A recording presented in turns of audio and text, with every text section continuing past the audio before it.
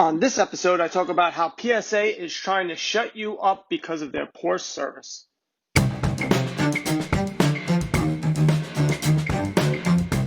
This is Dave, and welcome to the SVA Card Collectors Podcast. What is up? What is going on, everyone? Dave at SVA Card Collectors. Woo! All right, so it's been busy, but not that busy where I couldn't have done these podcasts. A lot of time I've been trying to drum up work. Been hard. You know, a lot of deals don't come my way. I got to go find the deals. So I got to put in some work now. And kids haven't been too crazy. But at nighttime, my old boy, well, young boy, he's been acting crazy. So a lot of times where I used to do it like on midnight at 1 o'clock, he's not having it as well. But I really haven't been drawn to really talk about anything. And I didn't want to just say stuff just to be like, all right, this is what you guys should do. Because a lot of times, I didn't want to say the same old crap. All right, we get it, Dave. Don't buy boxes of cards. They're overpriced. Like, I can't say it enough. Like, how many times am I going to say it? All right. So, and I don't want to be like, all right, buy these specific cards now. Because, I don't know. I don't know it well enough. Anybody else that you're following, they don't know well enough either for the most part. Unless they're really doing really big time, analysis. But even still, they use a little computer, or maybe they're looking at trends, but you're looking at stuff that's now. It's happening now. It's already a little too late. There's nothing that's going to tell you in 2-3 months what the trend is going to be. It just doesn't work that way. So I didn't just want to make stuff up or pretend, or I just didn't. And I have been preoccupied. So I didn't want to just spew nonsense, because I do that enough on the regular. I didn't want to continue that thing. Plus, I wasn't motivated. It really wasn't. I don't know. This is the first time I'm actually feeling like about. And it's not that the hobby is not that my. As soon as I start going in my green room, I get all antsy with my cards. It's just, there's nothing really that moves me. And I think that's partially because I can't really buy boxes of cards anymore. It's just too expensive. And I have to do the research to find which cards that I do want to get. And I have less time to do that, so I'm just not. And so that's where I was at. But there was two things that I wanted to talk about. And it's funny, on Flick Chat, those were the two topics that people brought up. And first off, we'll have the live chat tonight. This should get going again. My loins get moist. We want the loins moist. Also, my website is down right now. I tried to do a simple thing. I had to update, it's called SSL, Security Certificate crap. And instead of updating it, I bought a new one. And because of it, all havoc is going on. And I was only able to dedicate a little time to try to switch everything, and it's not easy. It's not like other programs. Of course, I got to get the cheapest one where you got to do some extra stuff because that's why it's so cheap. And so I gotta fix that. I gotta work on that. But the two things I wanted to talk about was one, $3.8 million. The super refractor of Mike Trout, his first Bowman, went for $3.8 million from that guy Vegas Dave, who no one likes. They really don't like the guy. And I think because he did some shady stuff, used people, false identities. He used people's identities to do stuff, and I don't know. I don't know exactly all the stuff he did, but he doesn't seem like the greatest guy in the world. And also, people are jealous of his wife. His wife is like this good-looking lady, and he is not a handsome man. But because he's got a lot of money, he got her. So People hate him on that. But he bought the card for $400,000 a couple of years ago, sold it for $3.8 million, and it's a home run. And it makes sense that should be the most expensive card, just because he's the number one player in baseball right now, breaking all types of records. People saying he may be the greatest of all time. I don't know. He hasn't even been in the playoffs for God knows. I don't think at all. But it's one card. There's only one, and now that one person has it. So the pop is pretty damn low of one. So it makes sense that it would go for that much. Plus, people are going nuts for cards right now. It's still really popular. And that just goes to show you, once again, the rich getting richer. The rich spending exorbitant amount of money. Like I was saying last week, that this is being driven by the top 20% of the sports card world, not by the bottom 80%. And so I think you will continue to see a lot of cards go for astronomical amounts of money because rich people like status. They like to show that they can afford stuff, and a lot of money's going their way right now, and they're taking advantage of it. I mean, look at the stock market. People, 30 million out of work. Stock market's at its highest. Why? Because they know government's going to bail them out, so they ain't worried. So we got that. So we have that. Second thing, PSA, who I am not a big fan of. Not too many people like to talk about them because of the reason I'm going to tell you. They found out users on blowout forums and then started banning these groups from submitting cards to PSA. So basically, they got pissed off for calling them out on their horrifically bad customer service.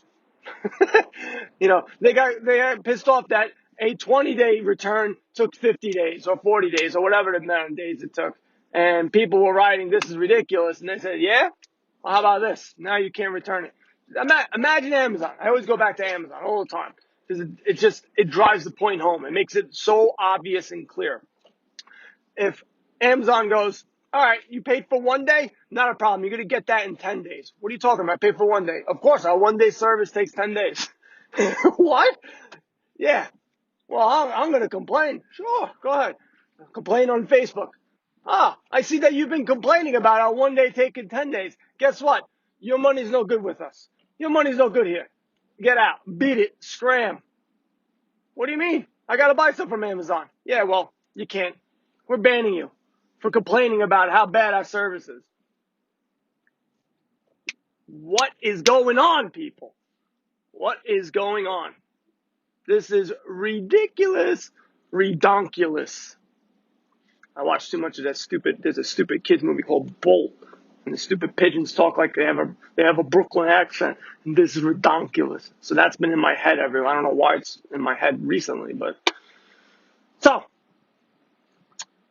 you complain, you can't complain. It's like cancel culture right now. It's like you complain, boom, you get canceled.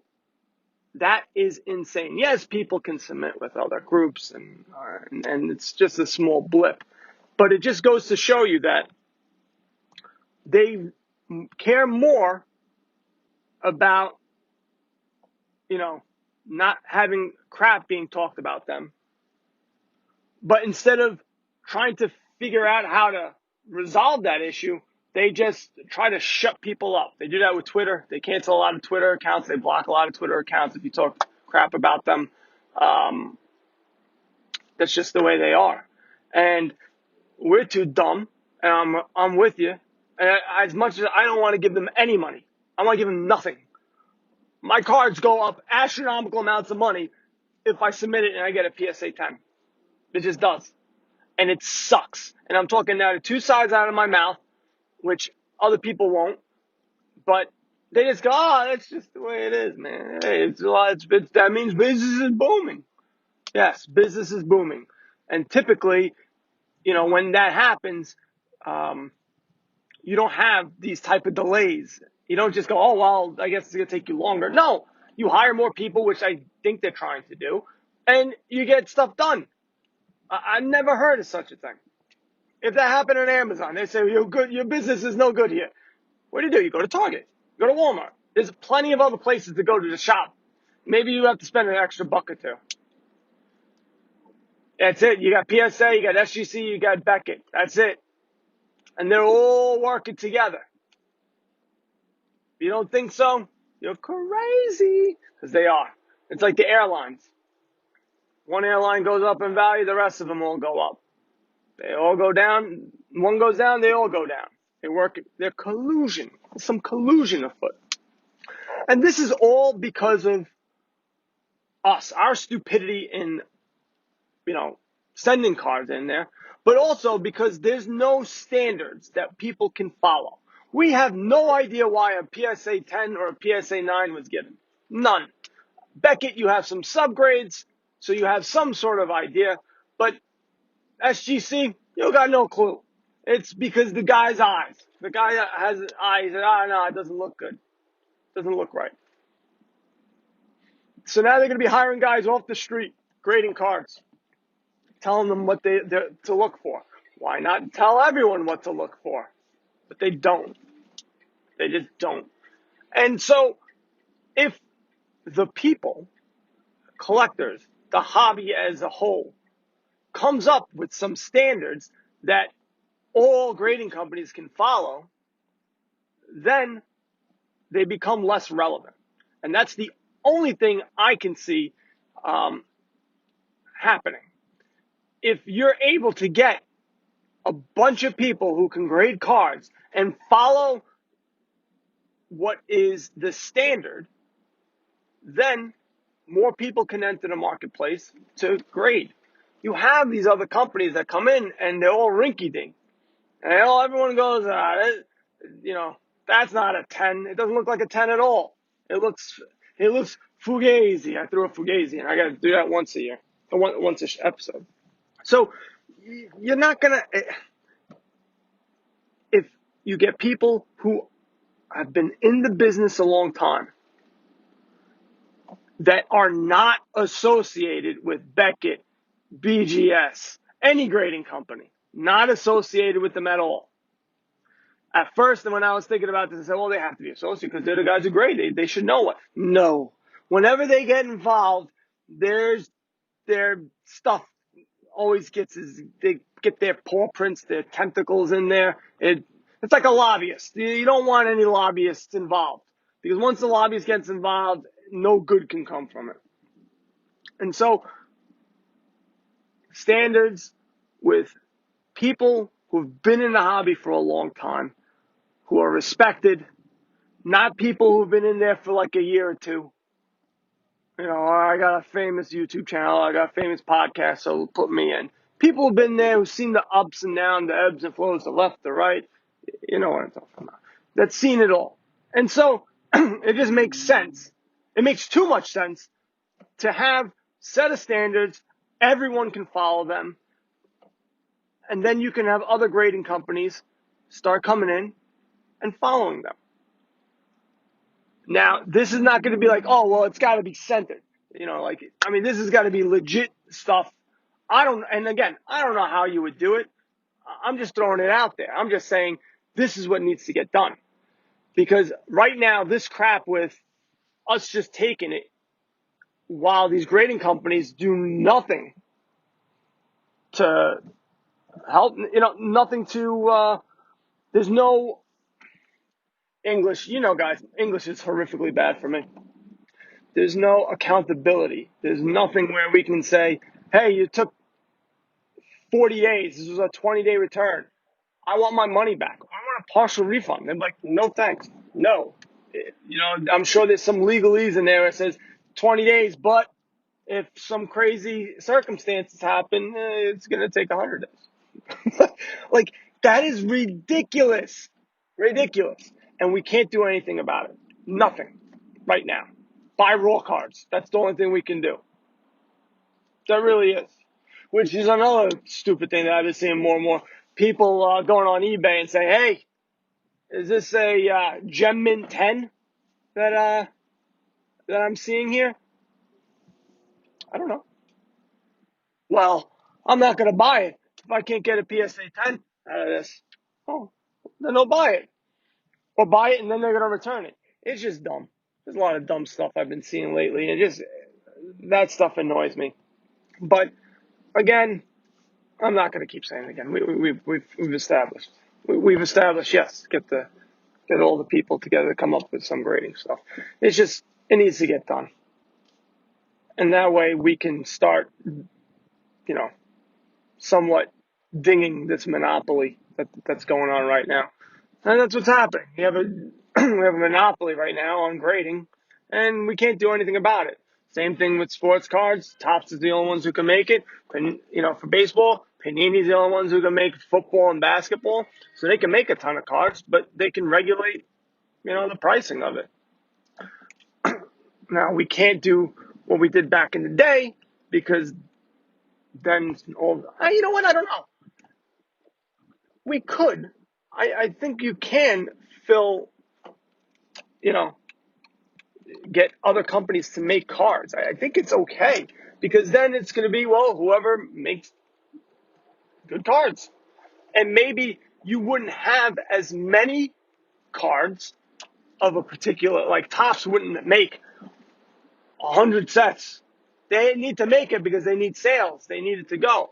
So maybe we would get the top 25 Topps because it's going to cost a lot less to get that license because there's more people that are paying for that license. And maybe we get Panini coming to do some baseball cards because Panini does their top end cards are beautiful. They're really nice. I really like them in baseball, but they just look stupid with no logo on them. They're like they're Diet Coke, and so it would be nice if other people started coming in because I think they would focus more on quality because they would go, all right, now I got competition. I got to make these cards better. I got to do something different. I got to be a little bit unique. And, all they're worried about is, I don't want to lose to Panini when this comes up again, this agreement comes up. But after that, they can just go scratch. We got to make money, so we got to print out. We have to make these cards. But beyond that, they don't really have to do anything. And I think it would help out as well. I think people want to see. I would love to see some Donruss cards that have logos on them. I'd like to see some other companies come in. Maybe there's something that I'm not even thinking of that people can do with sports cards. I have no idea. But I think the competition would be helpful. So those are my thoughts that I've been thinking about. Nothing too specific as in, hey, let's buy this card or that card. I see football's coming around the corner. I see football prices going up. If you have a team that you like, I think now is the time to start buying wide receivers and running backs. I think those you're going to start seeing a rise in prices. So if you like whatever team and you think that running back is going to have a special year, go get him. I think this year is going to be the year that things start, that it's not just going to be the quarterback. Because you have so many people that want to collect cards. And it's so stupid just to be like, just the quarterbacks are worth something. Everything else is garbage. Like, it makes no sense. It makes no sense. And there are people that want these cards. Hey, no, cut right in front of me. Yeah, no, I don't want to die. Guy's looking at me weird. I'm going straight. You should see him. Oh, boy. And he's wearing a mask. Why are you wearing a mask in the car? What are you doing? You're embarrassing yourself. When you get out of the car, you go someplace, put the mask on. That's fine. But in the car, you don't want to get it from yourself? You look stupid. Anyway, sorry.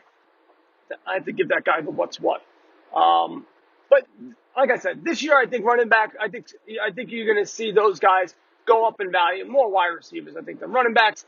I don't see maybe a defensive cornerback because they seem to have some pizzazz. Maybe a defensive end that gets a bunch of sacks. I'm not sure if it's there yet for those guys, but I think definitely running back and wide receiver. So if you have a team that you like, go and get them. I'm sure they're going to be cheap. Get it graded. But didn't you just say not to grade? Yeah, I know. I said I talked out of two sides, and I have no integrity. Whatever, guys. All right, so SVAcardcollectors.com, which you can't go on right now, sorry, but I'm sure I'll get it rectified in the next day or so.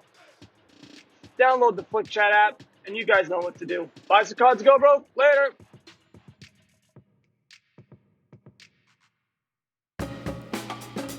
You've heard me talk about StarStock. They've been a sponsor of the show for a couple of months now. Well, now you can deposit, purchase cards, view in your collection, and flip those cards back on the marketplace with so much more to be built. StarStock is building a sports card marketplace aimed to be faster, cheaper for flipping sports cards than any other platform. They're currently looking for people who want to submit their cards to sell on this new platform. Here's what StarStock is offering. 5% commission, no ingestion fees. You send in the cards, they do all the work. Cards are guaranteed and secured in the vault. I seen the little guy, his name is Pepe. He doesn't let anybody in or out. You could choose cards to ship back to you at any time. You can buy, flip, store, or ship cards with a click of a button. If you're interested, starstock.com. Again, StarStock is only looking for rookie cards and are prospects of current players. Head over to starstock.com.